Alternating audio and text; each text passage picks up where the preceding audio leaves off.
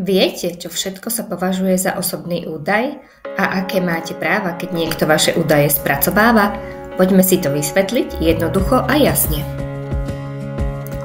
Osobný údaj je akákoľvek informácia, ktorá vás dokáže identifikovať. Môže to byť vaše meno, adresa, IP adresa alebo dokonca telefónne číslo. Jednoducho čokoľvek, čo vás odlíši od ostatných.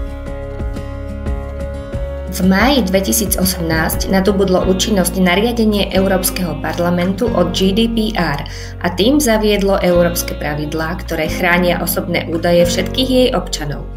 Firmy musia byť dôsledné pri spracovaní aj zabezpečení údajov. Spracovanie údajov zahŕňa čokoľvek, od ich zaznamenania cez uloženie až po ich zničenie. Každý, kto údaje spracováva, či už ide o malého podnikateľa alebo veľkú firmu, musí zabezpečiť ich ochranu primerane k rizikám.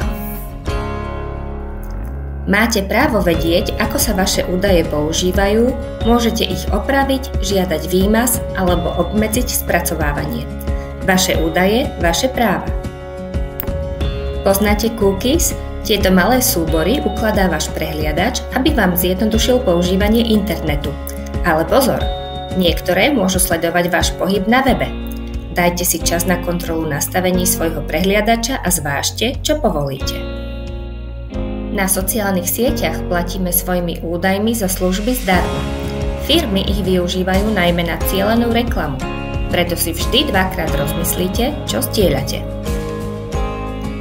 Ak máte pocit, že niekto porušuje vaše práva, môžete sa obrátiť na Úrad na ochranu osobných údajov alebo ísť rovno na súd. Osobné údaje sú dnes veľmi cenné. Chráňte ich, buďte informovaní o svojich právach a neváhajte konať, ak ich niekto porušuje. Pre viac tipov sledujte www.sosspotrebiteľov.sk.